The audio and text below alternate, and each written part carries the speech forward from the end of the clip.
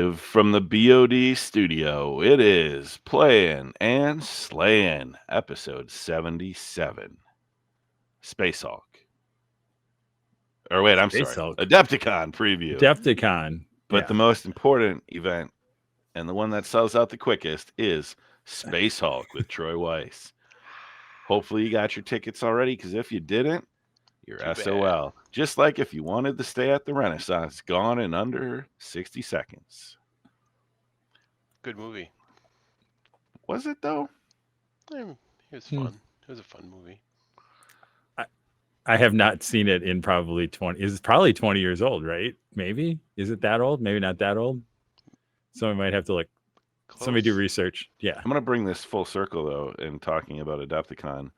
Is it as good as Fast and the Furious? Ooh. I think it's better than Fast and the Furious. Hopefully Tony and Will don't hear this episode. Oh. 2000. Nice. Gone in 60 seconds was in 2000.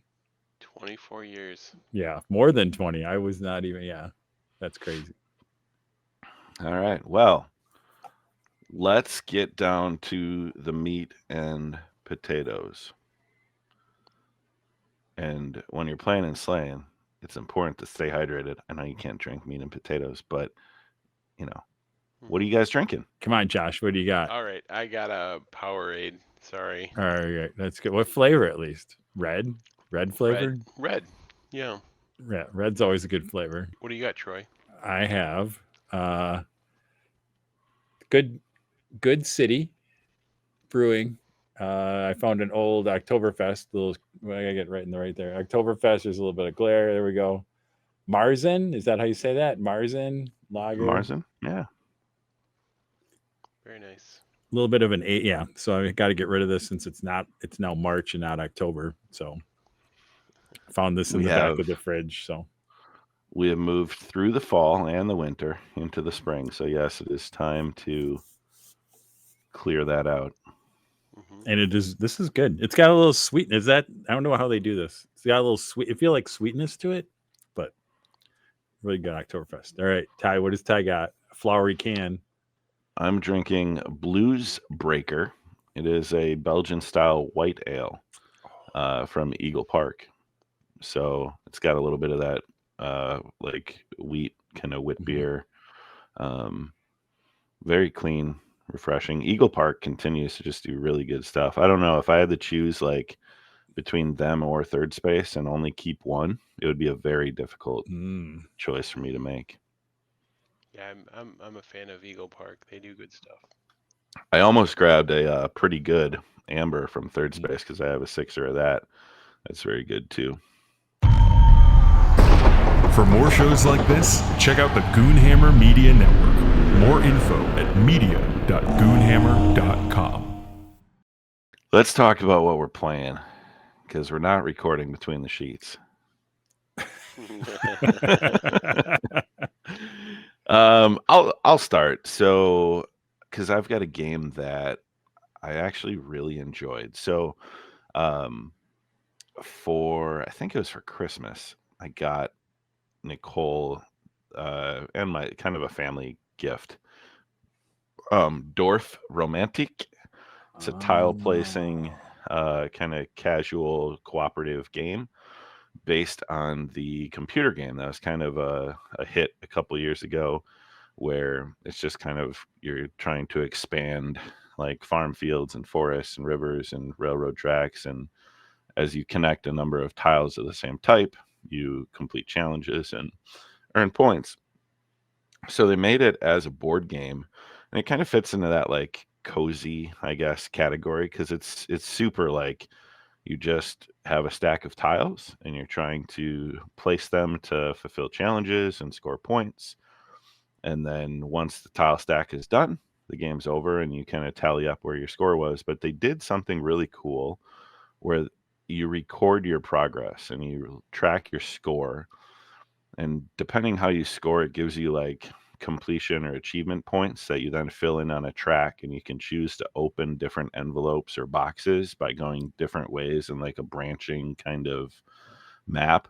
that add new tile types or new challenge types or different scoring mechanisms. So it has this really cool kind of, it's legacy, but it's not, right? You're not really telling a story. You're just kind of expanding the game and the world. And it plays in probably under an hour. It was probably like, so super digestible, just really well done implementation of the computer game in a different way, because the computer game's obviously like a solo, I would sit here and play it in downtime or when I needed to just like zone out, because it was such a low tax on like the brain. Like, although it's a puzzle, it's also very like artistic and cool, and the art's really done in a neat way. So highly recommend if you're looking for something to play in a totally cooperative kind of low-key casual environment. But we got that out the other day and gave it a play, kind of had a lot of fun. So it'll be coming back, and I think it looks like there's a pretty high level of replayability, just how you divide up the tiles and how you can expand it. So Very cool. that was a fun one to get to the table. Then we've continued our Frosthaven campaign, getting together with John and Troy and Josh, and I harass them almost every week to try to get together to play. And we are at a point where we need somebody else to retire. We really need either our banner spear or bone shaper to hang it up and start a new character. And I need one more herb to do that, and just hasn't popped up for me yet. So I don't know. We'll slowly get there at some point, but it'll probably be like the last mission we ever play, and I'll retire, right? At some point, I'm just going to stack the deck. I'm going to make Yeah, the right. first 4 cards Yeah. in any loot deck what he needs to get it. To just move us in. It does, yeah, because we did get some momentum, right? It felt like we made a move because we retired a couple of characters and we got whatever, and we were able to make progress. And I feel and we've been kind of been at the end of some of the quest branches, right? I guess you can call them. So it does feel like, yeah, we are like, I don't know, like making progress. I mean, it's always kind of fun, but yeah, there was a little bit, I think, before Ty retired, and then before I was able to retire my character, where we did feel like we were kind of like stuck for a little bit, like really making progress. But now it feels like we kind of got it figured out around that. So it's pretty cool. Yeah, I like my new character, still trying to figure him out a little bit, but it's good. It's fun. Definitely. Well, we've been playing some family games at home. The kiddos have been wanting to play games, and my oldest and my son have also been joining in. So that's kind of cool. It's usually just me and the youngest. So yeah, we played Sushi Go, like a family version of family game night, Sushi Go. We played Get Bit the other day from Mayday Games. It's just silly fun, right? But yeah, it's fun to play something other than like Monopoly or Shoots and Ladder. Like let's get a decent game out there, right?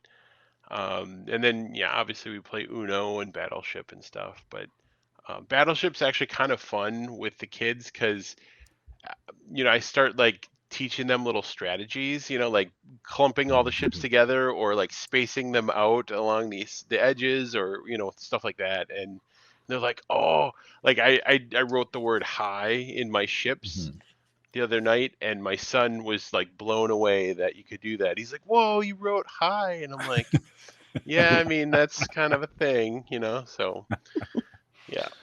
You want to really blow him away? Sure. Weather's getting nicer, springtime. Mm-hmm. You make balloons and you put up a bed sheet outside and you play outdoor Battleship with lawn darts. And the kids have to lay in the grid, and you No, throw the darts? they just get to toss them up and hope they don't hit their opponent on the other side. I don't think you can get lawn darts anymore. Well, I bet we can, and it would Right. be pretty cool. So sometime in the summer when Tiff is out of town, let's play Outdoor Battleship. Sounds good. All right. I think you might be able to do it maybe with something that's not pointed. I don't know if you guys. I believe. What's the point? Well, I think, and I'll show. I guess if you have kids, I think the guys on Dude Perfect actually did that, but they did it with really? like colored, I don't know, like water balloons, but they were full of either ink or whatever. Yeah, and they did like almost exactly, I think, what you were talking about, Ty, where it was like kind of like a battleship thing where they were like laying in the little spaces. Oh, in the like zones. So yep. Nice. That's funny. We could use crossbows. Ty wants to injure someone. I know, injure somebody. Good. I in the family game, I've been playing a lot of chess. Sarah and we've been breaking out the chess, and I'm not really good. I'm still better than her, which is okay. And we usually play with I pull out the chess clock, which is also the 40K clock, right? But we have a chess clock, and we play like speed chess, and then which is good because she doesn't have the attention span for like a 3-hour game of chess. So we put 5 and 10 minutes on the clock and beats her. And I usually win. She does usually get me at least one. There'll be one time there where I totally miss, like, oh, look at that bishop on the other side of the board that just took out my rook or something. Like so it's good. So yeah. Nice. Where else have we been? Oh, we got back to D&D last week after a bit of a short hiatus. We kind of missed a session and played, kind of wrapped up a not an arc per se, but at least a chapter as the group was kind of researching some cult activity. I don't know, Troy, what did you guys find down there in that tomb? Do you remember?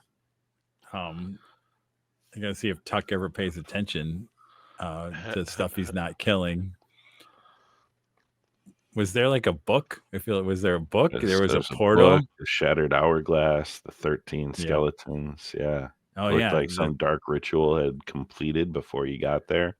Ooh. Yeah. Oh yeah, and somebody got out. Yeah. They freed the goddess of death. Yeah. Yeah. Uh-oh. You guys were late to the party. You chose to take care of one of the other locations. The world moves without you. But we saved that location. You did. We can't be everywhere. Wait, we have to be like Superman. We're gonna have to run backwards really fast. And now that we're 10th level, always a good idea. Yep. Oh, I bet you we could do that. We know high level. Yeah, that can only go. Only good things can happen if we do that. Wait, you've seen Harry Potter, that one, which is the one we just need the little thing. Hermione did it. Nothing bad happened there.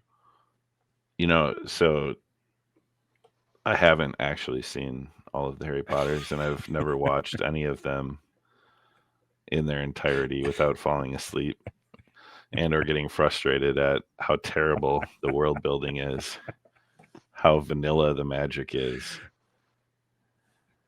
and how it all could have been ended right away. I sent Ty in a rant. I accidentally stepped into a rant.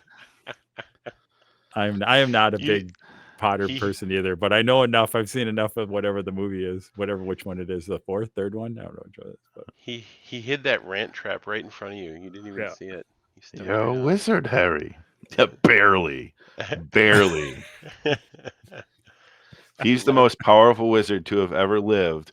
Why is he so bad at taking care of things? Yep. Levioso. I'm not gonna. But yeah, if you have any comments, send them to intern@basementofdeath. Oh yeah, and I'll tell you about Harry Potter, having read 0 books and watched maybe 5% of the movies. Fell asleep during 3 of the movies. Yeah. Yep. All right, now what we've been wanting to talk about in the games played the whole time was the special limited availability Space Hulk Adepticon Scenario Playtest 2024. at BoD Prime last Saturday night, just a few nights ago, Boom.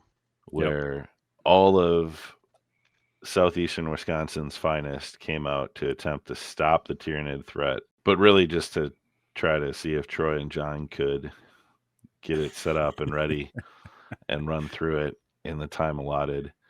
And if the players could get close after all their play testing to see if a bunch of hacks could come in and get close. But so we had Paul, a good friend of ours, Eric, and then myself and my son Landon came with. So the four of us took on the part of the Emperor's finest against Troy and John, the scourge of the galaxy, the Tyranids. And I won't talk too much about the scenario because I don't want to spoil that much for anyone that might be playing it at Adepticon. But it's kind of a classic race against the clock. Try to get to the central area before something horrific happens. Yeah. You basically described every space scenario Hulk ever, which is cool. Yeah. But what I did put some notes here, and I'm just going to read the 4 or 5 word entries. And many of this was from Landon's perspective. Yeah. I think we get to react. I think we got a convert. It was. I'm glad that Ty made the audible and brought him over because now he's converted, I think. So seeing the BoD, he was blown away by all of Troy's stuff. The 3D printers enthralled him, to which he asked Troy instantly, how easy is it to 3D print? And then he looked at me and he's like, can we do this? We could do this. And then he was asking Troy various 3D print questions, I think throughout the night. I don't know how much he asked, but I think in his mind, I almost sent Ty home with one of mine, one of the 4 that I own. I almost I really don't use this one anymore. Why don't you just take it home? I would have killed your character instantly in D&D. Tuck would just get Thanos snapped. Yeah, but I think Josh, we may get some orders. Like Landon may now just start putting in some orders to me and you to like, hey, can you print this for me? With that, so hilarious. He did at the end of the night say Space Hulk was the best game ever. He chose to roll the Tyranid dice as a Marine player.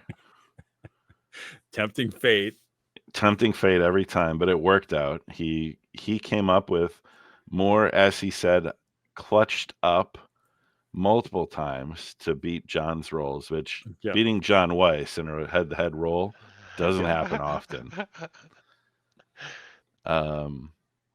He killed 2 lictors, not 1, 2 lictors. Nice. With shooting, which is very hard to do. I mean, it was, and we got to the boat first. Yep. And he didn't let me leave. Yeah, I do want to. I mean, we did again. It worked out. I mean, there's always good and there's always many. I mean, the fun part of it, right? There's always these scenes, little scenes that happen throughout the thing. One of the awesome ones, I think it was it the captain or the sergeant, is up against whatever. I think it was a pure strain against that. John lays down double 6s, or because it was a sergeant, because he has a shield, so he knocks it down. He knocks it down and whatever. And and John, of course, is like not going to make it easy. Like, oh, let's crush Landon's hopes and dreams. I'm going to roll double 6s, so you can't even parry, right? Don't even bother parry or whatever. And I'm like, oh, this could be interesting. And Landon, like, he goes like, well, 5, and he rolls a 5. The captain's +2. 7 just kills him, whatever. So there was some really cool moments, and I could just like that worked out really good. So so we were the Imperial Fists, and we got to the destination first, and I made the comment that I was just getting the boat ready, and then the Landon kind of asked what that was in reference to, and I went upstairs, and I think Paul told him how I betrayed my friends in a game of Outbreak Undead. and left them to die on a cruise ship as I went back to the boat and got the boat ready. So I've heard about that maybe twice since Saturday, getting the boat ready. It lives on. That's It great. lives on. Yeah, that was only probably 6 years ago or something ridiculous like that. But Yeah. I mean, granted, there have been other occasions now where I take that approach and get the boat ready, because self-preservation is often the best way to being the hero, because then you get to write the story. It's a strong motivator. I liked it. But yeah, so Space Hulk, it was a fun play test. We'll talk a little bit more about Adepticon prep and preview coming up, but be fun to see how it goes over at the con. yeah, no, it was good. I mean, thank you guys for coming, because it was a good kind of line in the sand for me to, like, I was calling the dress rehearsal. I'm like, okay, we got to make sure we got it playable by by then. And now I have a couple weeks to kind of do some final touching, get the last bit of paint on people and things like that, and maybe add a few more bling of stuff like that. But it was good, and it was always it was good to have again Paul and Eric over too, and have them be able to run, because but I was telling you guys that, like, this is the most fun that I've had in a while playing the Marines. Like, a lot of times I have fun running a scenario and watching people have fun, and been doing that. But as John and I developed the new one, I think we both kind of just the terrain I'm loving. I'm like, it was kind of like when you have it in your mind, right? You're kind of like, is this gonna work? And you try some stuff and whatever, and then as I've got a chance to play it and see other people play it too, I'm like, yeah, this is pretty close to where I was, the vision where I was trying to get out there. So again, I'm excited and a little scared to kind of get this all packed up and and reassembled 90 miles from here in a couple of weeks. But I think we got a plan for that. But yeah, excited to just kind of show it off and get more people to run through. So very cool. Speaking of getting it ready for Adepticon, let's talk a little bit about hobby. And I'm going to start, because I haven't done much since we recorded last, but I have now homework before Adepticon. So Troy gave me the gift of a whole train for Zombicide Dead or Alive, a 3D printed locomotive and train cars. So Zombicide, the Old West one, there's train tiles. But of course, in the BoD, we don't use tiles. So we have a 3D printed train that I need to assemble and paint before Adepticon. Yep. So this is my accountability moment where I have a deadline. I have a box with train pieces in it, and I make it happen. Or I go buy a model train from Trains. I think a good evening, you'll be in pretty good shape. Yep. Because it's not too bad, but it'll look cool. Yeah, it got. As I printed it, once I found it and I printed it, and then I was all excited. It's gonna be pretty cool. Yeah, it'll be cool. What about you guys, Troy? I mean, I would assume your printers have been nonstop running themselves like ragged. You've probably gone through hundreds of spools of filament. Yeah, I don't know if it's hundreds. Dozens, maybe. Yeah, I mean, not in the scheme of things. I mean, you get a lot out of a spool. My new print, I have a bamboo. I don't know if I think I've talked about that. But that prints about 3 times faster than most other ones. So you can really. I was talking to another guy from work when I first got it, and he's like, "Yeah, you don't realize how fast now you go through filament, because you can print like so much faster." So, yeah, I should go back and see how many times I've ordered. I'll just keep, as I get down, then I just put a new order in, and then more filament shows up at my door, and I just keep going around that. So, but I haven't. Yeah, I mean, I'm trying to think. I think I printed the last piece a couple weeks ago. I got to the point where we were completely done, and and I had all the board pieces done. And then I decided I found this other really cool thing. I'm going to keep a little bit of a secret, so I won't talk too much. But Josh helped me print out some using his resin printer, do some little pieces. It's gonna be a little, we'll call it a gift that maybe players will get, that I found and printed out. So that, because I decided I didn't have enough to do, so I'm like, well, we got to do one more thing before we do that. And then I've just really been focused on building, and I think I don't remember last time I probably had, I don't know, 3 of the squads done, I think. And so over the last couple weeks here, assembled another 15 Terminators and then got paint on them all. And I'm pretty close. I need to do some decals, and I think the Imperial 5th Squad is the only ones that need a little bit of need some detail. They're just kind of yellow at the moment. But that's get those. We probably will. Most of the Tyranids, I'm not going to use we're not getting new Tyranids this year. Maybe that'll be next year. At some point, you start to make some edits, so that'll be the. Even though there are some cool. In a dream, there was an idea where we replace all of them, but it's just a little bit too much to ask at this. So we'll have some really cool Terminators and all that stuff, and then maybe hit a little bit of terrain. The terrain's all kind of just basically painted. I haven't done any detail or anything on that. We'll see if anything happens there. Are we doing a hobby night this weekend? Yeah, a hobby, right? Yeah, maybe we come. Yeah, everybody just give them a dry brush and some whatever. Bring metallics and a dry brush and just one end and just spot treatment stuff up. Yeah, absolutely. Let's do it. I'll bring my wet palette. I'll bring my metallics. And then we do some selection of inks. You want oil stains on some of the grades? There's there is a dream where I was like, some of these would be cool to take the room. Yeah, you could do like a really cool oil wash and whatever. And so we'll told you give me a track, you give Bryce a track, and you say meet in the middle. Yep. Because I love terrain painting far more. Well, I think what it'll be like, I want to do is like, I mean, there's the right in the scenario, like there's some of the rooms that are kind of the goals, to get to, and I'm like, that's where it would be like, hey, just like take that end goal room and spruce, do that up. The hallways doesn't, you could do a little bit now, but focus on kind of the end goal spots. It would be cool to kind of do some stuff up there too. So we'll see. Still enough work to do. And then I have some plan for how we get it all in transportation.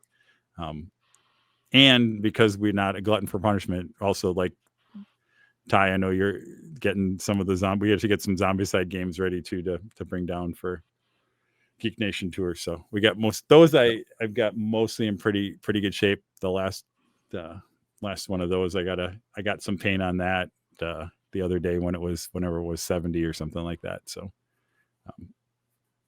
it's be good. So I'm like, this is probably why I don't like, I have like no hobby for a while. And then I have like mega 3 months of every night, every couple hours, whatever, to make it harder on myself. Well, I half jokingly told you that you need to actually get a hobby intern.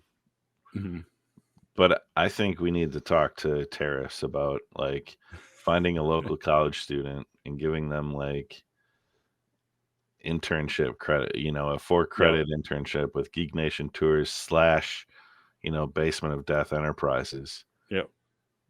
And you just have them do hobby stuff for you for the school year. It kind of sounds like Landon wants to learn. No.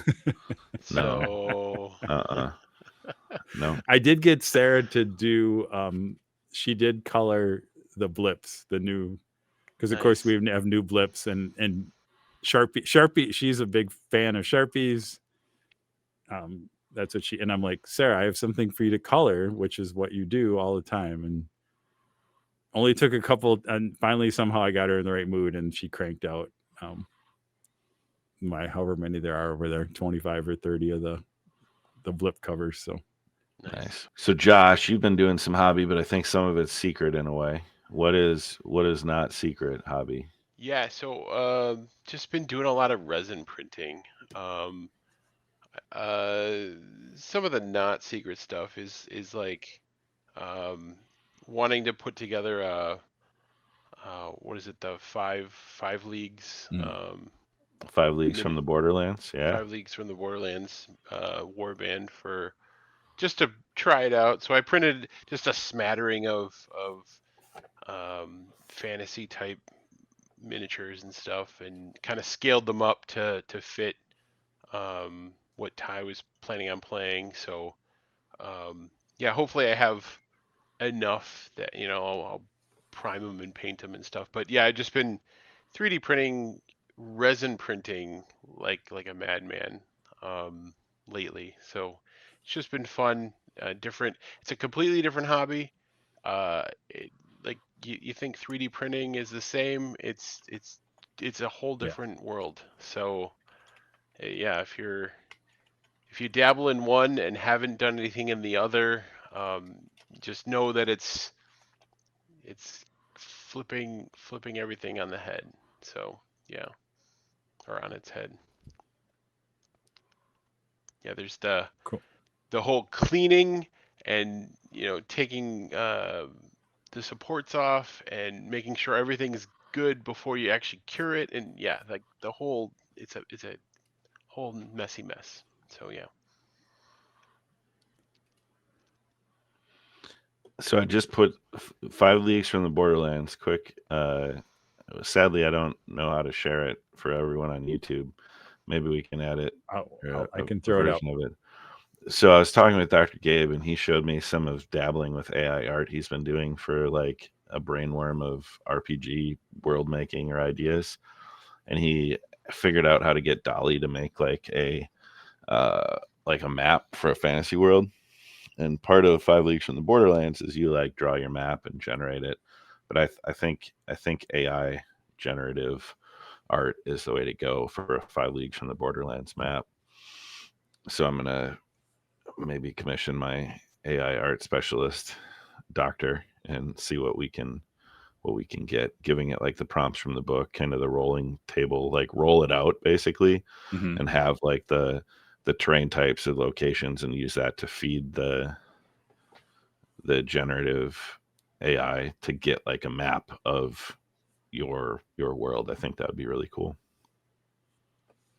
That looks The pretty east cool. side of that map looks very like Pacific Ocean. Like there's like the Australia and kind of Indonesia and China and Japan. Like but the whole rest of it is different, Yeah. Yeah, it was clearly fed the kind of world map and then changed. But yeah, you definitely can see like the post Pangea split. Yeah, it's very cool. So thanks, Dr. Gabe, for inspiring me. But yeah, cool prints. I've got some of those here too. I need to prime. For the resin stuff, do I need to wash those before I prime them or paint them, or? Yeah, give them a good rinse and then let them dry for 24 hours just to make sure that there isn't anything on them. I mean, I washed them pretty good, but yeah, I would just make sure there isn't any left over. And then just paint right on them, right? No primer. I would prime them, yeah. Yeah. No. I just talked about Dr. Gabe. I can't endorse priming. Oh, okay. Well, yeah, you can paint right on it then. Yep. Thanks. No problem. We need to have him on for a good hobby doctor segment. Mm-hmm. Speaking of hobby doctors, crowdfunding. That's how we provide medical care in the United States. So what That's good. That's good. Oh, only funny because it's true. That's the right. Yeah. I did go on a anti-capitalism rant at our game night too about Games Workshop and 3D printing, and I'm feeling many things these days. But how do we throw money at companies? What's coming down the pipe? What should we be looking to spend our dollars on?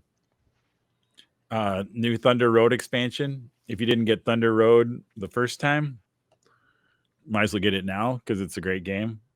Yeah, even before I saw it, Raph hit something up on our Discord. So I think, yeah, that I just automatically put my money on that to get, mostly just to get although I wasn't that excited about the play mode. There's like a new play mode in the expansion, but I'm just a completionist and I just wanted, because there's a new crew in there and then you can play with so you can have like 5 people and all have the crew, whatever. I'm like, all right, just for that, it'll be worth it. So excited for that. Can never have enough. I might have to bring, maybe, I don't know if I have any room. I'm trying to think if I can bring Thunder Road to Adepticon or not, but that's a good, be a good fun filler game. Definitely. Don't have, because that last thing I want to do is actually think and play a game after after 8 hours or 12 hours of Space Hulk. So Right. So recently ended Kickstarter, and I'm pretty happy. I think I got Bryce to back it. I did not, but I was close, and I might still late back some of the boxes. So Song of Fire and Ice, Simon's war game, Game of Thrones armies. They just kickstarted a skirmish level version of the game that I think is just called Song of Fire and Ice Tactics. Yeah. So like the battle at the wall, and like you can use models from their range, but they also are releasing a whole bunch of other models for it, and it actually looks pretty cool. Song of Ice and Fire, I think, is rank and file, which could go either way on, but I do like the smaller miniature count, and that to me, there's some really cool small battles in Game of Thrones, and I think recreating that's a really cool kind of way to go, and definitely it makes sense for them to do like another way to play that game. I think is always cool. That's what I really like about Conquest. They have the rank and file, but then you can take the guys off and their squares and put them onto like their circle base and play First Blood or whatever they call their skirmish game as well. So I like that kind of when you have that flexibility. It's really what Age of Sigmar is missing. It's a good skirmish level game, not Warcry, which is different. But anyways, yeah. So I think that was out. I'm likely gonna late pledge and get a few of the pre-order things. So yeah, I mean, I saw you guys throw it out there. I looked. I was, kind of interested, but not enough to get in. I mean, the only reason for the Kickstarter is to get the giant dragon. Really, is what it felt like. Because I'm always like, well, if people play it and excited, it's not like it won't be available. So it's right. I was like, oh, I can always. And because it's Simon, it'll likely be on your friendly local game store shelf before you have your right box at home. Yeah, that's actually why I didn't. Yeah. Kickstarter. And the same thing. Like there's some cool stuff in the Kickstarter only, but nothing that I'm ever like. I do not need yet another giant dragon, right, or something, whatever. Right? It's like, I don't. I mean, I'm sure they got a lot of people.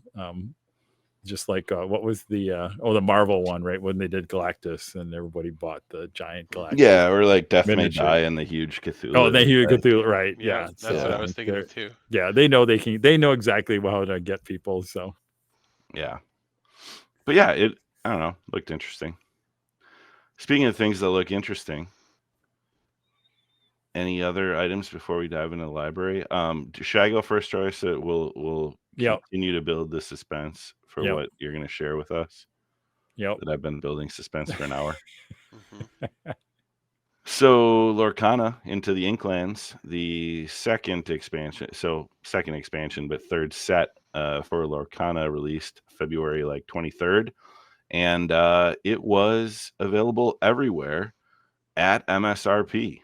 So either the collectors have moved on and been like, this isn't going to hold value, or they figured out production. I don't know any numbers behind it, but it is available at regular retail pricing pretty much everywhere. And it was available on release day. It was like every problem has been solved with Ravensburg Asperger or whatever their production woes from the first set. We'll call it set and a half, because the expansion, the first one, new chapter, ended up kind of stabilizing and being not ridiculous after the initial print run. But yeah, they introduced some cool location cards, like sideways cards that you can add into your decks and play cards at. Some pretty cool ads. It's interesting to see they are expanding each time with like new rules and different mechanics, similar to if you look at the history of Magic the Gathering, how they add stuff in and increase playability. Bought a box at Board Game Barrister here in Greenfield. Went there after some lunch with my brother on his birthday, and like I bought a box of that, and Landon and I opened the packs over the course of the week, and now we'll I'm looking at them set out there. I've organized like the first set and the second set to see like what cards I'm missing. And so I'm treating it more like collecting than building a bunch of random decks and stuff. But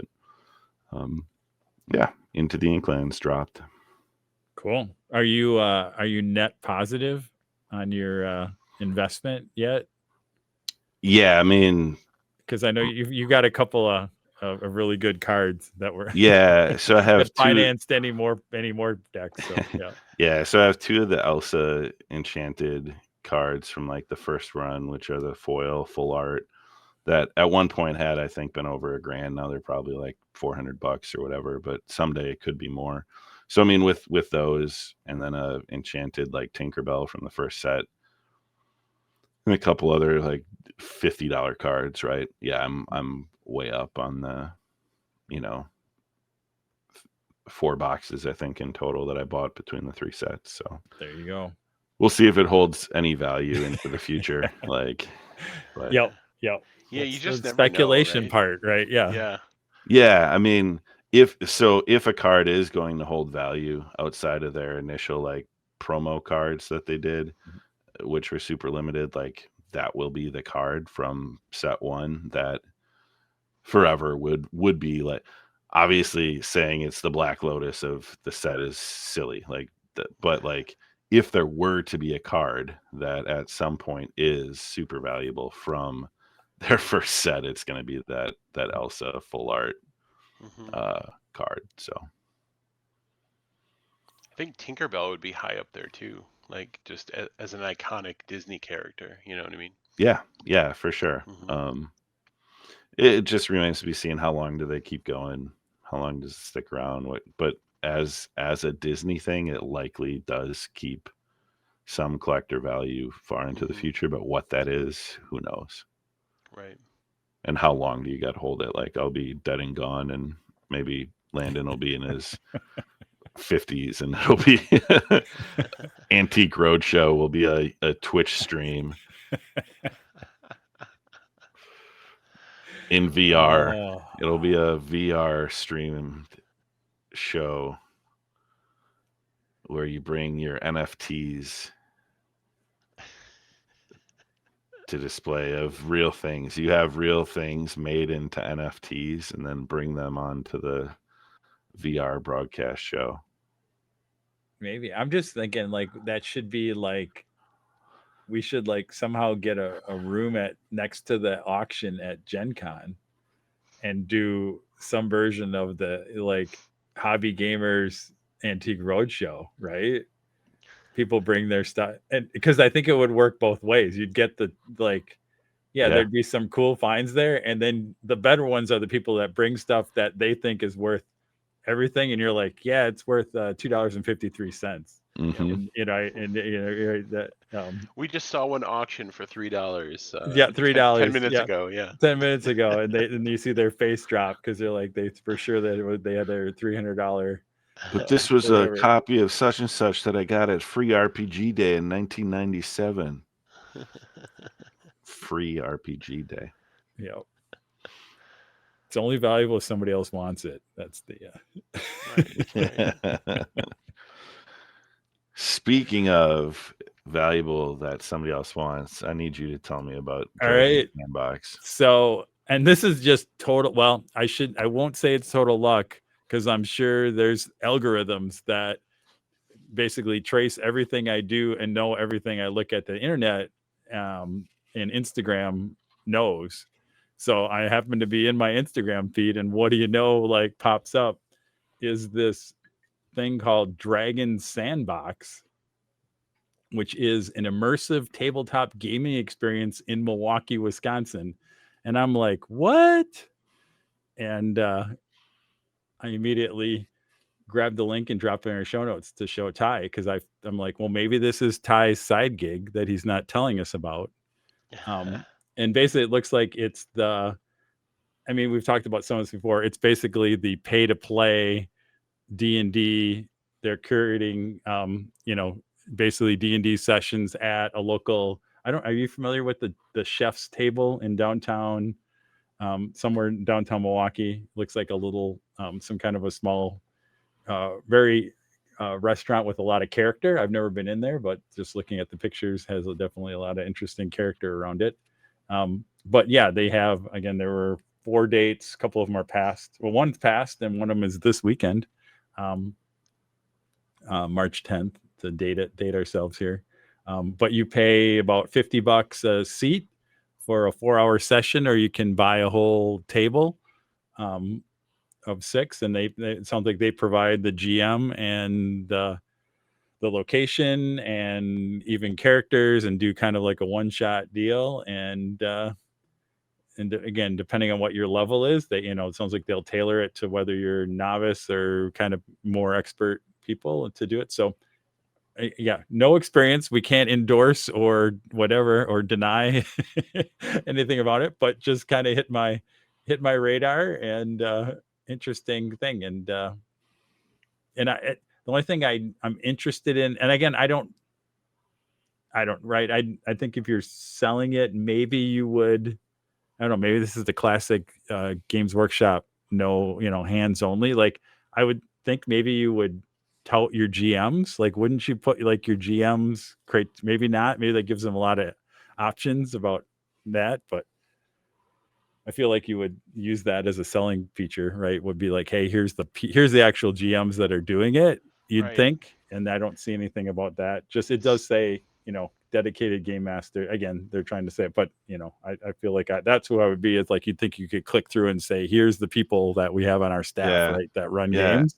That would be, that's where I would go. This for how right long, that's where so that's the only thing that gives me a little bit of a pause, like around some of that. But interesting. So I don't know. All right, so I know Ty was reacting, and I gave him time now to react and read a little bit more. So I think it's cool to see, like, but I have questions about the DMs, the adventures. It says like simplified experience. I wonder, like, what is the experience, right? Like, what do you sit down and play? Is it when it says they're all like one shots, it looks like every event is D&D. I don't know if they're planning on branching out, and that's just who they have or what, but I haven't heard of Chef's Table, but it does look like a cool spot on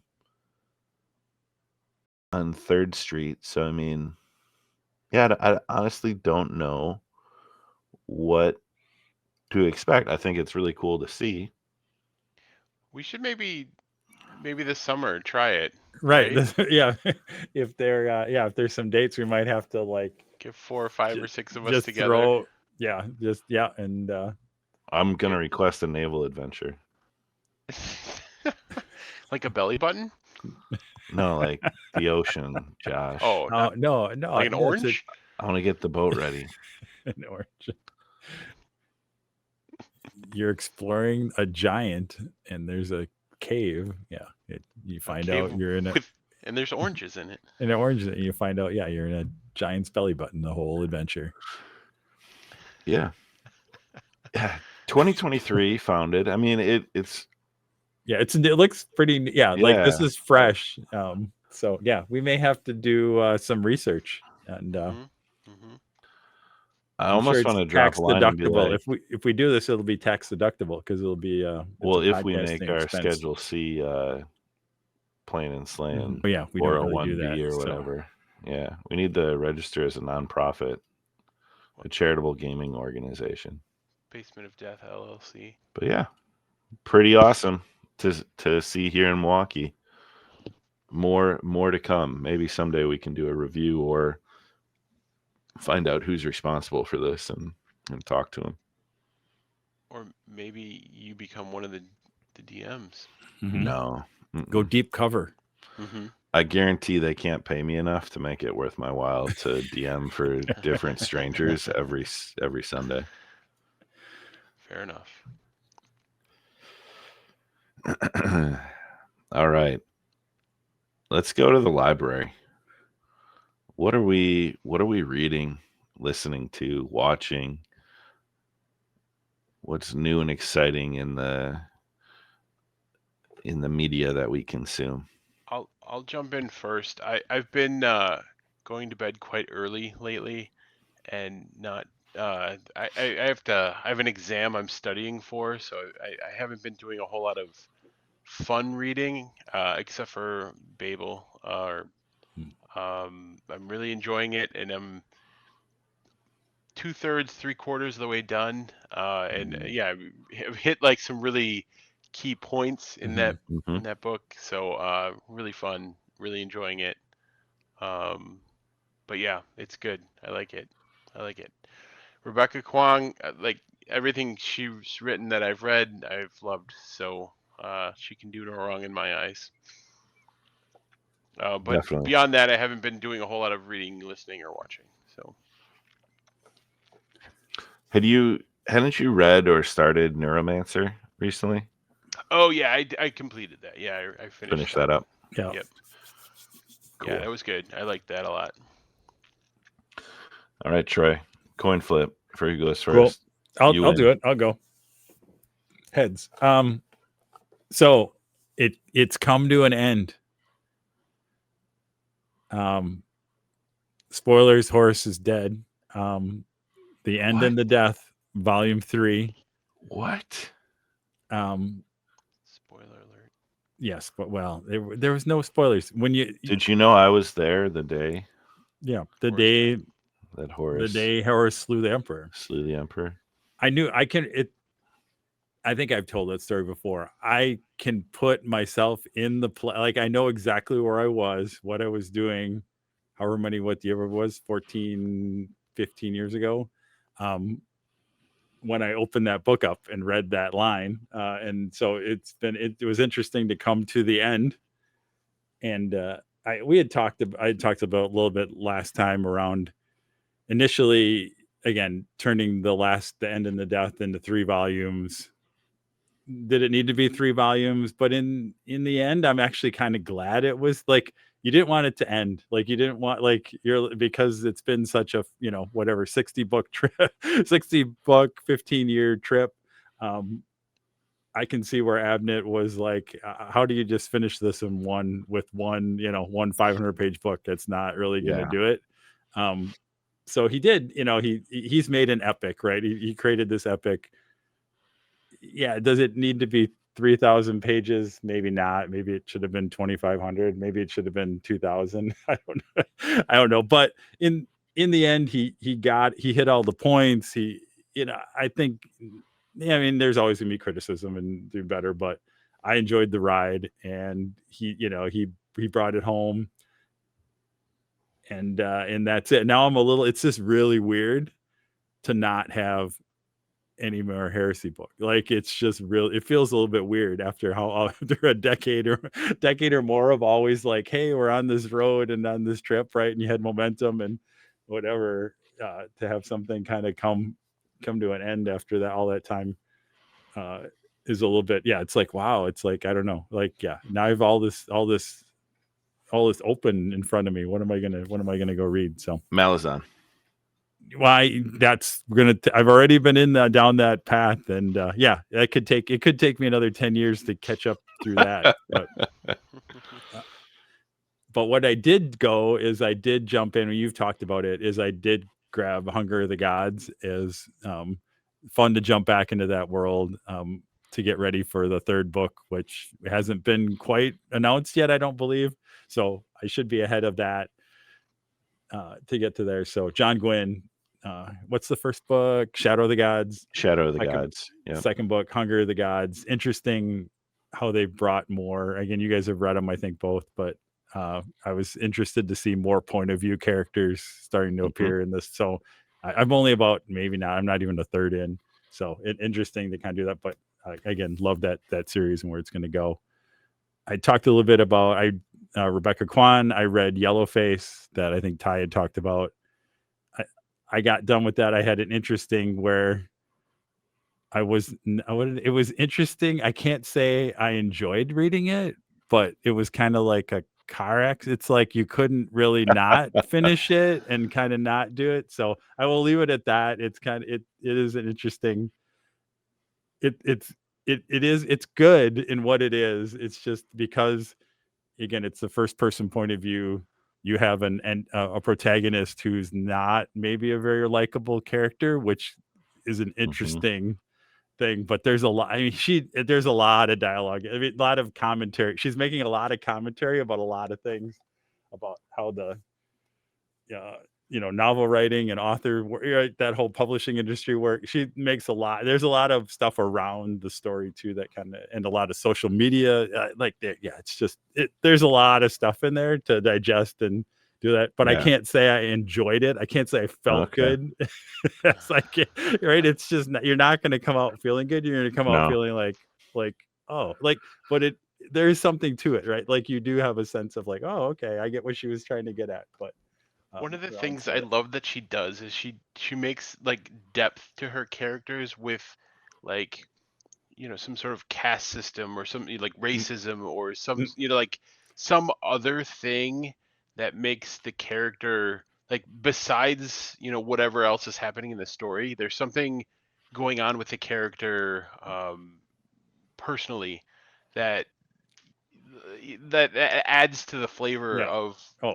She just does an excellent job of making you feel that, right? And I don't know, she's great. Cool. But so those are the big ones. Other kind of fun stuff. Been getting into can kids start Gravity Falls on Disney? It's a little older series. It's one of the things that Sarah and I will both sit down and making our way through that. I tell her not to binge it. I'm like, you can't binge it. You have to sit. You can only watch it when I watch it, so I don't get through all that. The other day, we do have kind of a funny, I would call it, an anime group at work of some people, and we all went a few weeks ago. We all went to the Cowboy Bebop movie. It was in the theaters. They were doing a limited run, I think, around the country of the Cowboy Bebop animated movie, not any live action stuff, the original. And it was a lot of fun. I haven't watched a lot of Cowboy Bebop in years and years. I mean, the original series is animated series is awesome. And it was fun just to go and see it on the big screen and revisit some of those characters and some of that. And then non-fantasy, non-fiction, how I've been getting through the nights painting is I just been working through Suits on Netflix. Just enjoying that, like everyone else in the whole world, enjoying that series now that it's back. I never had any reason to watch it or even knew it was on my radar back when it was a show on, I think it was on USA Network or something, right? I don't know when it was on, but yeah, on Netflix, like everyone else, I've been kind of working my way through that and just enjoying it. It's a fun, like, just to have on kind of in the background while I'm painting away. So interesting. I might have to watch that. I never did. There's some, it's, I don't know, just kind of cool characters. And there's nothing too deep, but I love, like, they do a good job with the characters. Definitely iconic. That's cool. Sweet. Yeah. Never watched Suits. Maybe I'll check it out. One of my favorite shows that I think is due for like a Netflix run. It only ran a couple seasons. Is called Sports Night. Oh, yep. A sitcom about kind of an ESPN type, like Sports Center news show. Love that show. Like, the writing was phenomenal. That's due for a Netflix. Like, this kind of come out. And the other thing you guys mentioned in is the Bear on Hulu. So good. That's a hard, like, I can't, like, I've been slowly watching it because Yeah, same. like, you guys are like, you got me like, oh, this is gonna be kind of a light, and like, no, this is it's not. heavy. This Yeah. is Yeah. heavy. This is, and Yeah. I watch one and then I'm like, oh, I don't like, I'm not emotionally ready to go into the next one, but Yeah. I want to find out what happens. So I think it's Yeah. something I'm going to slowly kind of make my way through. But yeah, I know that got a lot of Emmy nominations and things around that. So yeah, I have to Super recommend good. that too. Yeah. Nice. Well, I'm going to go in reverse. I'm going to talk what I've been watching. So I'm a huge fan, and as some people hate the show, some people love it. It has like a cult following, but it ran for 15 seasons. So I mean, they did something right. Supernatural.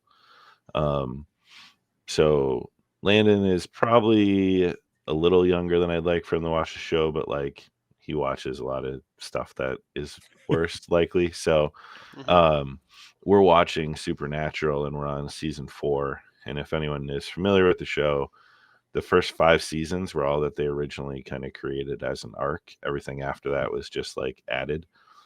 So like the first 5 are really, really good, kind of how it fits together as a story. But he's enjoying it a lot. Nicole and I are enjoying it because she had watched like up to season 2 or 3 maybe, and I've watched it probably 2 or 3 times through all 300 episodes or whatever over the years. But so watching like an episode or 2 every week. And then F1 is back, so I'd been watching Drive to Survive or whatever, Yep. the show to get hyped for it.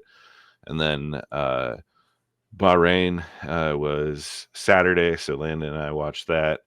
And now I think Jeddah Street Course in Saudi Arabia is this weekend, and it'll be Sunday morning our time. So pretty cool to have F1 back, because that's just something every weekend we sit down and watch the race together. And then I went down a road, and I'm not sure how I feel about it, with listening to a book on Audible. Bryce we had our Lit RPG show. Yeah. Bryce talked about how much he enjoyed this series, He Who Fights with Monsters. I kind of wish he was here so I could have a little friendly banter. It wasn't bad. I could see how the series could grow on me potentially. But after like 24 hours of book 1, I don't know how long it's going to be until I go back to the well. Like, it did some things really well. Others, I was kind of like, there was one moment where I was listening to it and they used some kind of trope, and I don't want to say it was racist, but it was kind of it was the easy way to go, Yeah. right? And I went, oh, come on, like audibly to Audible when they did it. And like, but then there were other parts that was like, oh, that, that's cool. Some interesting stuff there. So I want to have a dialogue with Bryce and just see kind of what his thoughts were on some stuff and where the books go. But I don't know.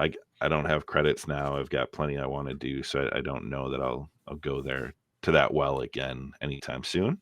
But, it says all things, like different people like different things. Yeah. I read I listened to the first chapter or 2 or whatever it was, and it starts yeah, really slow. It didn't starts grab really me. I was kind of like, Yeah. I moved on. So, it did pick up steam. It got like it was one of those that got better as it went. I think, I don't know anything about the author, but I'm going to assume this was one of their first forays into like writing or lit RPGs or whatever. And I feel like there's kind of a tempo and like a tone, like the voice doesn't establish itself for a while. sure. But I'm not a literary critic. I just read a lot. Yep. Then nonfiction, I've been trying to intersperse some stuff in. I listened to, and I also picked up the paperback, The Whole Brain Child. I don't know if you guys are familiar with that as parents, but it is kind of a neuroscience approach to parenting. It talks about how children's brains develop and how left and right brain and upstairs functioning and downstairs, like the different segments of the brain, how they relate and how children's emotions are developing as their brain develops, and how you can use different techniques to to connect with like the right side, which is kind of the emotional response, and establish a baseline to then bring the left side, which is like logic and reasoning and talking through things. And if there's a flood in the one side and they're overwhelmed with emotions, you're never going to be able to, just some things about psychology and neuroscience and how it relates. It was super interesting. It had been recommended to me by someone, and I think they've also done one, because the book's like 12 years old or so. I think they've done one more focused on like preteen and adolescence. So that's, I might check that out too. But they go through age groups, kind of, toddler through 12 is kind of the range in the book, but pretty good. Then once a year, I think I read a book that just kind of stands out. And for whatever reason, I really like it. And I add it into my, my, like if I had a shelf of like my favorite books, or maybe it's a case of my favorite books. I read, I'm going to hold it up, The Black Tongue Thief by Christopher Buehlman. Christopher Buehlman is a American horror author. He writes, he has a book about a vampire in 1970s New York, about like cults or something that operate on the highway, like different horror books. But he took a stab at like grimdark fantasy. And he wrote a book that felt like Pat Rothfuss, Joe Abercrombie, and maybe like Scott Lynch sat down in a room and started pitching each other ideas and crafting like a collaborative story. And I use those three names because I think they're all phenomenal authors. And this book just grabs bits and pieces. It has a really unique magic system. It has a really likable, but like kind of a bad guy main character. He's a thief. He's indebted to the Takers Guild, which is like they control politics, and they're a thieves guild. They've tattooed a hand on his face, which entitles anyone who sees him to slap him like in a tavern, basically get a free drink like on his account at a bar, because he's in debt. And there's other things they'll tattoo to show, like a fist, somebody can just punch you, whatever. Like, so there's this whole political scene that the guild controls. And the tagline on the back is Kinch na Shannock, and I don't know if I'm pronouncing it right. It has this Irish kind of Gaelic Celtic like flair to it. Owes the Takers Guild a small fortune for his education as a thief, which includes but is not limited to lockpicking, knife fighting, wall scaling, fall breaking, lie weaving, and trap making, plus a few small magics. His debt has driven him to lie in wait by the Old Forest Road, planning to rob the next traveler that crosses his path. And like that's where the action takes off. Then things happen, and before you know it, the other part it says is your smallest mistake could become your biggest adventure. That's on the front cover. And his mistake is lying in wait for that next victim. And then from there, the story takes off. The world building is incredible. The dialogue is really good.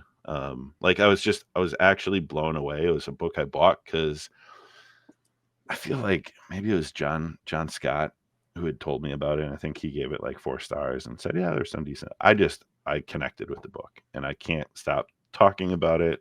I'm going to reread it, and I think everyone should read it. But this feels like last year when I found Shadow of the Gods, and I was like, you guys got to read this book. I'm using my 2024, you got to read this book here in the beginning of March. But really, really liked it. So cool. Yeah. Black all right. Tongue. Adding it to my list here. So Yeah, same. No idea how the narrator is on Audible. I read it, and I read it in a very short time. It was one of those books where I like stayed reading longer than I should have, or I think I brought it to work once and read it for like an hour when I had a spare gap in my day, like just to eat lunch and read. So, yeah, Very cool. the library. Now we're going to take a break so you can all go and order that on Audible or Amazon or at your local bookstore, and then come back and talk a little bit about Adepticon.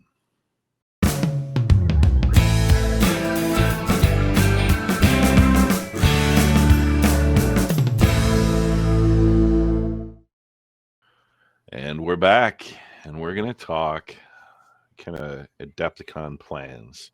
Real high level, bulleted lists, couple things we're doing, what we're excited for, and then we're going to be out, because when we come back and record again, it's going to be kind of the Adepticon afterglow. Everything's going to be happened.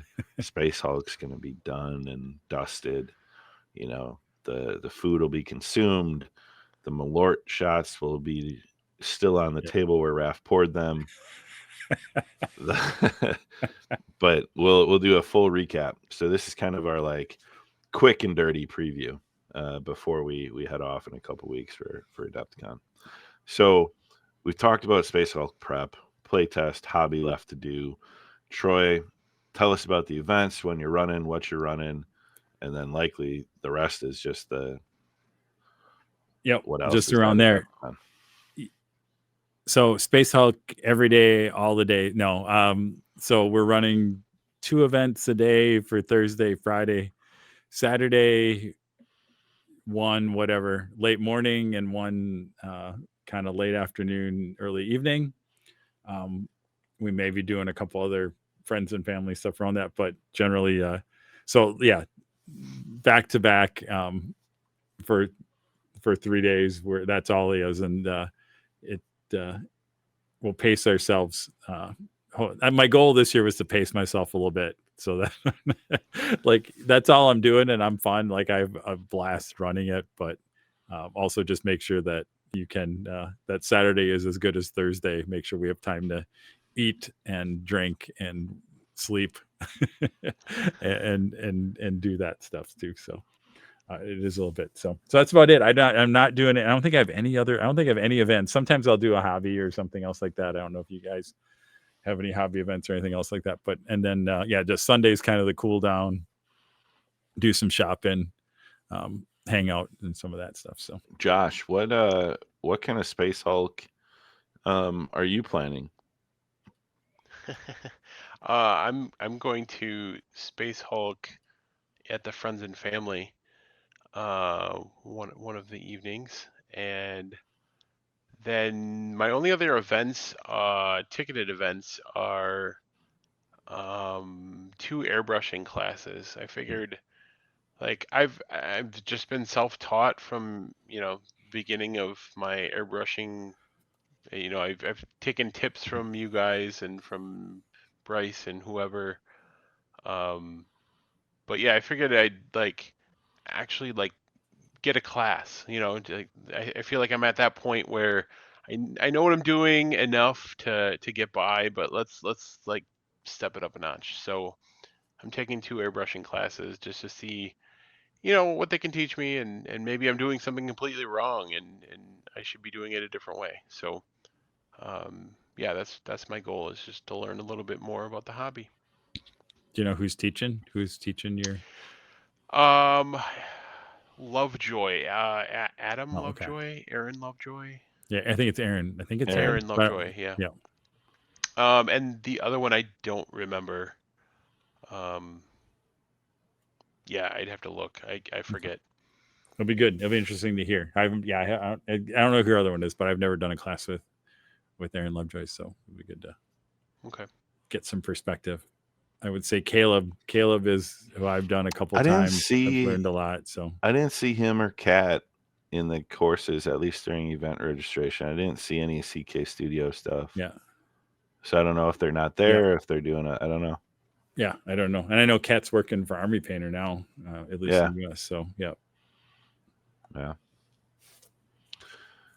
Yeah, so friends and family, I got put in the Outcast group on Saturday.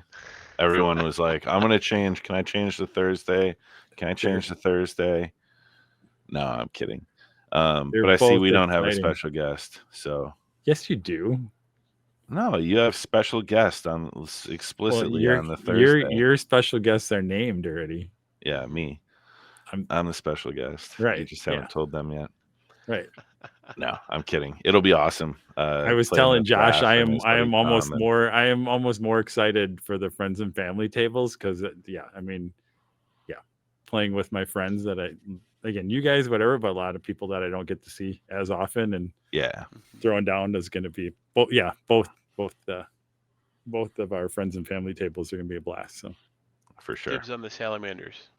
Yep. Eric warmed him up for you on Saturday. So did they do well?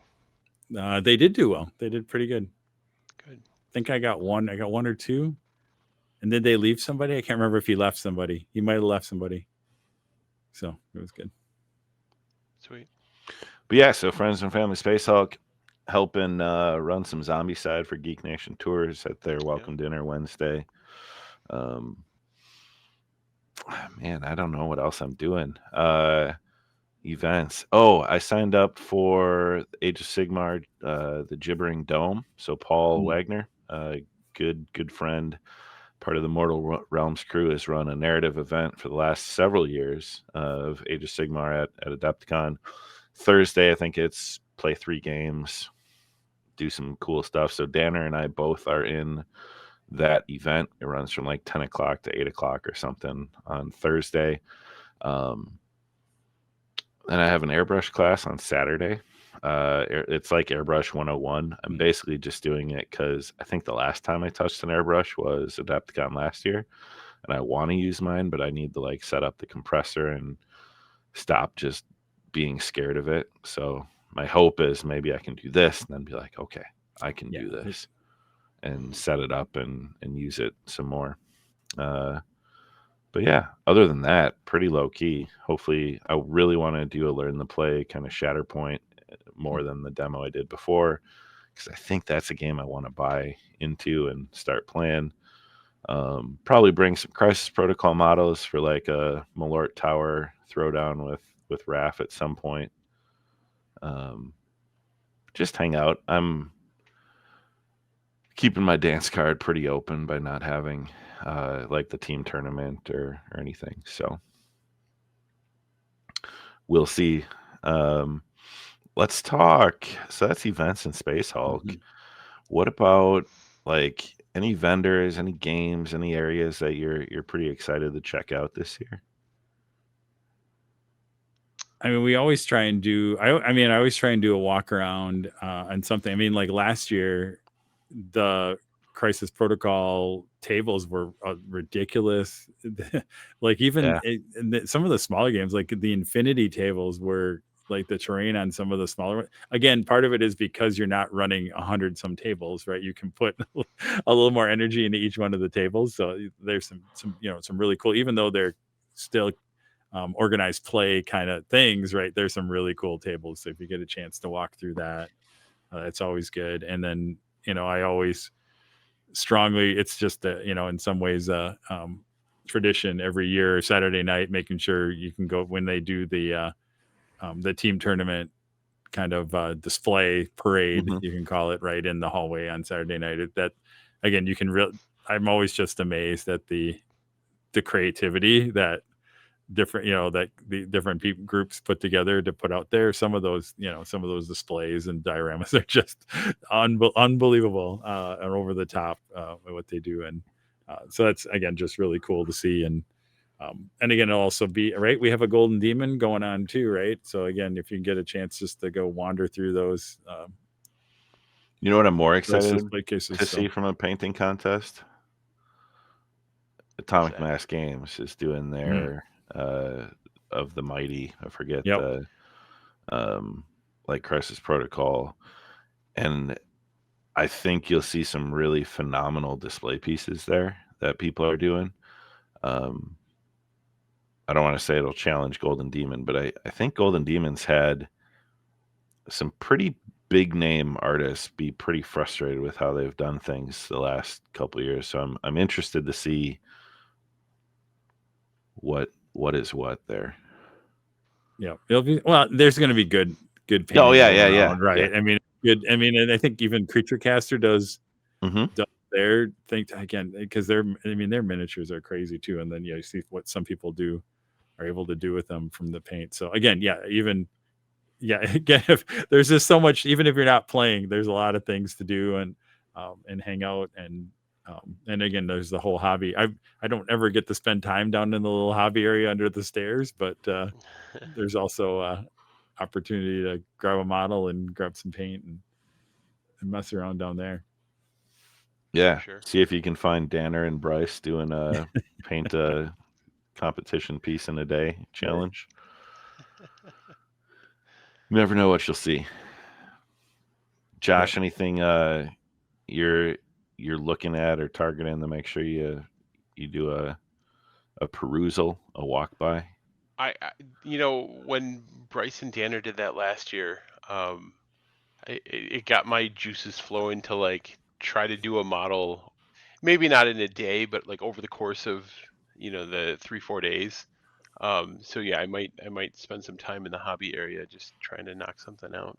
So Nice. but yeah, just my dance card is also fairly open, so I'm kind of excited to hang out and maybe play some games and maybe do a little hobby, just kind of hang out. No, are you there for the whole weekend? That's the plan. Yeah, Nice. I will be there. Left the family at home this year, so Right on. Let's I think my goal is to not buy into any like new games. good luck. I really don't want to start something new. I don't want to start Conquest. I don't want to start Again. Judgment again. I don't want to start any of these games again. But that's my goal really, is to go through the vendor hall and not buy a whole line of paints or But you don't need to. Yeah, you don't need to buy a whole line. But I mean, that's what I do. I mean, because I rarely, again, I don't usually try and buy into a game or something there. But there is a lot of times some cool, arts and paint and different things that you may not always see. So I think like last year, I went through and did buy a bunch. I wasn't like Ty and said, here, give me one of everything on the monument paint shelf. But I, kind of cherry picked here and there things that you're not seeing. Maybe it's some weathering stuff. Maybe it's some other, because AK had a big booth there.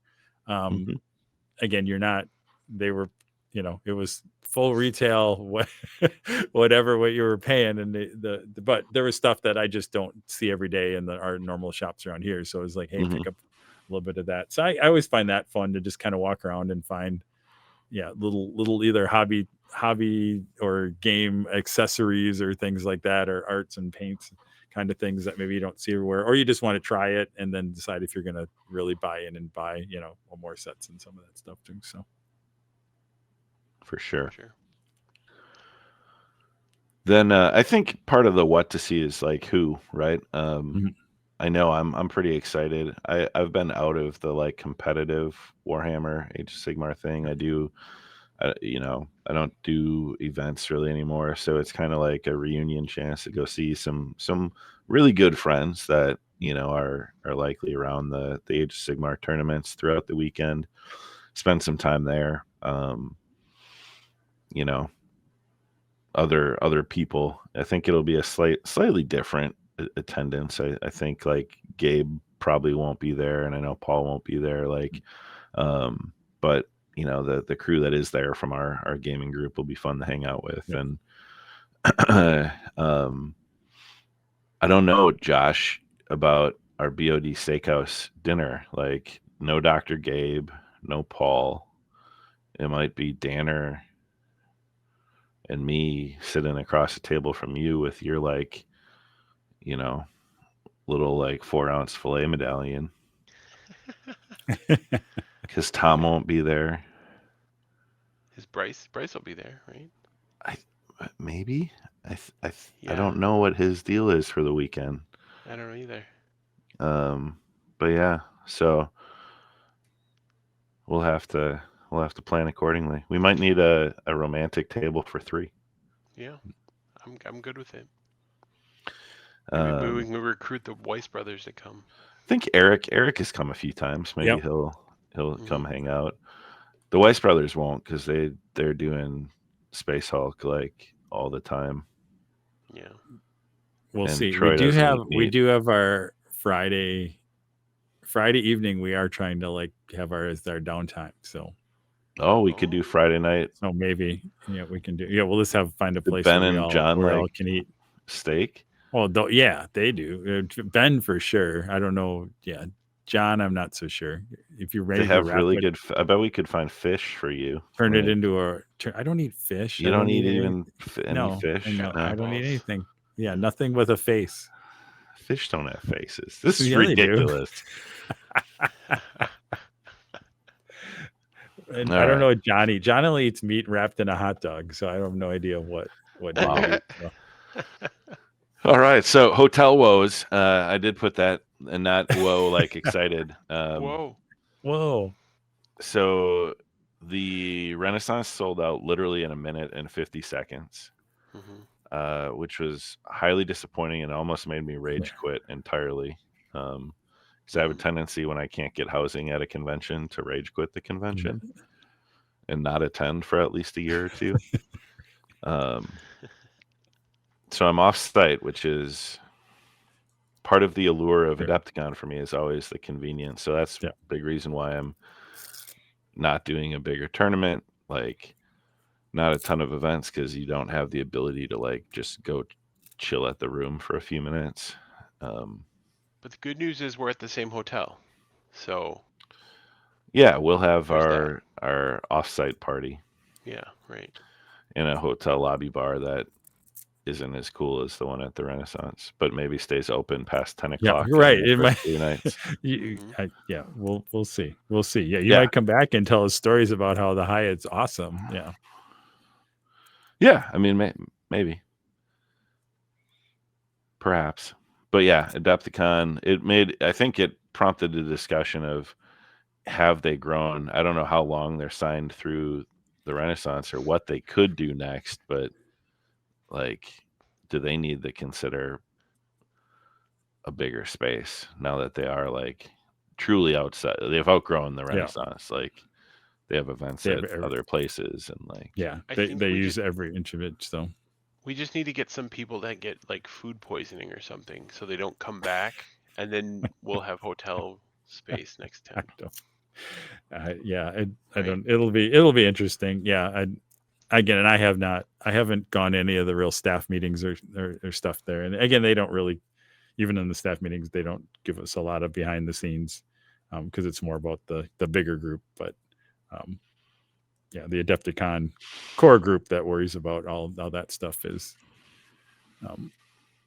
there. But I mean, I think they're at the Renaissance for a while yet. I think so I think there's somewhat around what is is there another option or something, unless you go to Rosemont or something else like that, but then that's a whole different ball of wax, right? And I don't know enough about it to speak intelligently, other than they feel like they're at their cap and it's hard to grow, and I think you always want to be in a growth mindset, but we'll see what happens. Adepticon, it's close, man.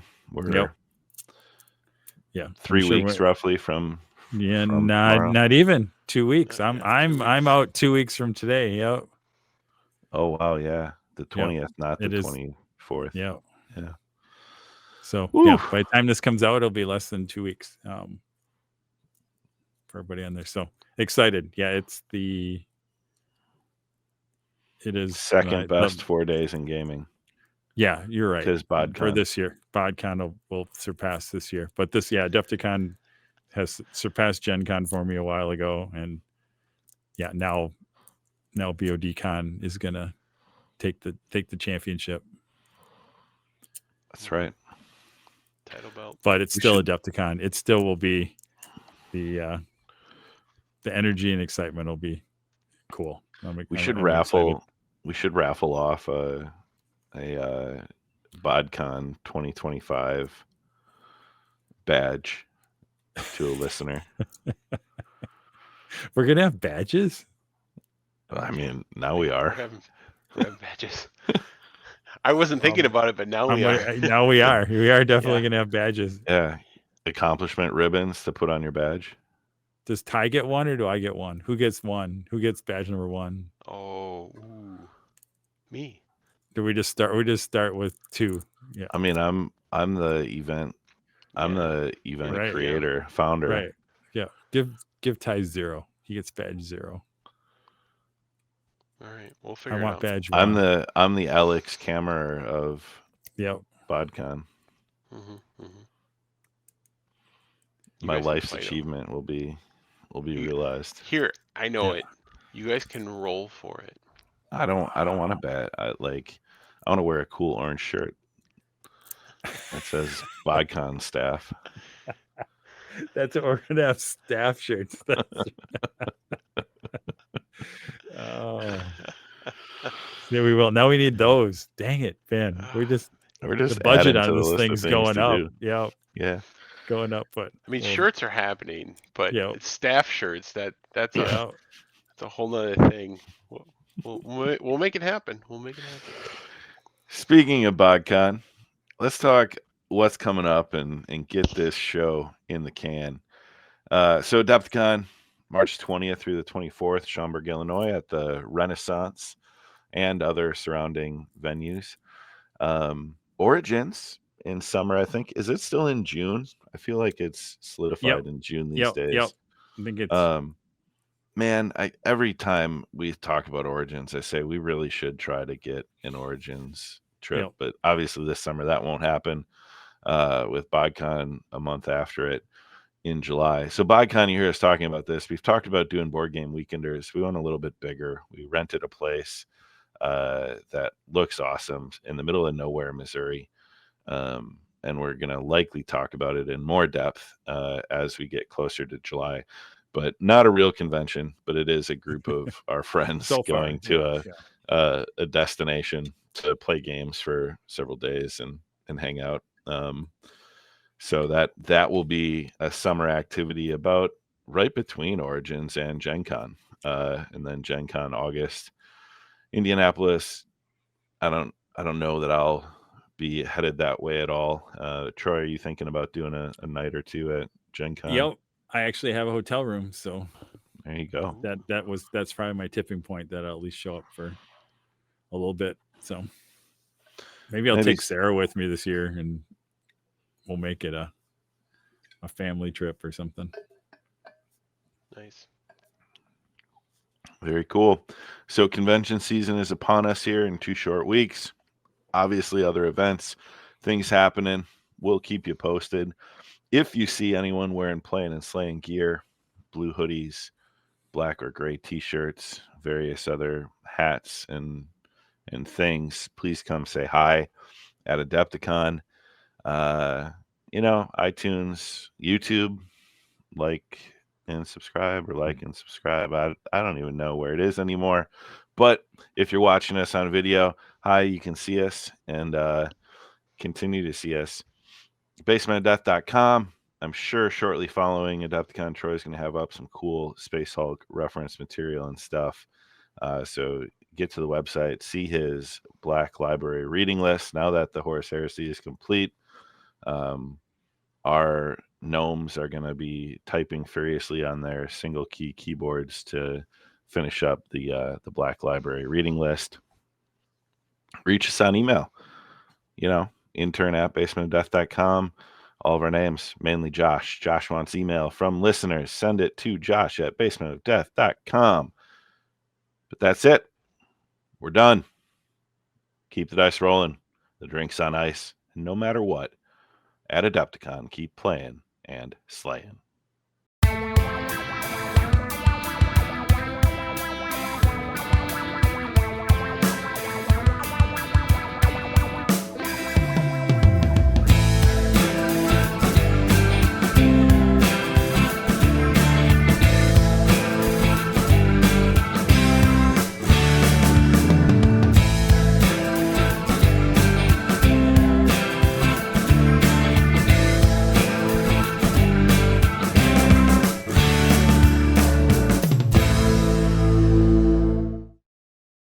Hey, So I went- Josh, Hey, Ty.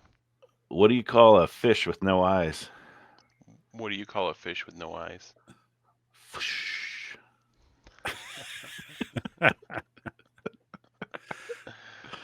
So I went to dinner with a couple and they started arguing. I'm normally not one to take sides, but they were so distracted yelling at each other that I stole his fries and her coleslaw. Uh, Good work. Good this work. is a fun game. Is it? Is it? Yeah, Josh, Hey, Ty. did you hear about the guy who cut off his left leg? No. He's all right now.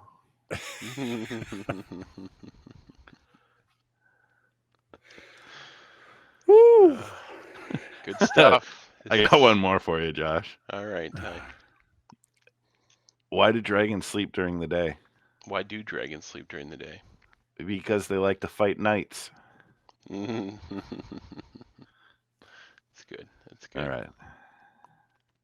Live from the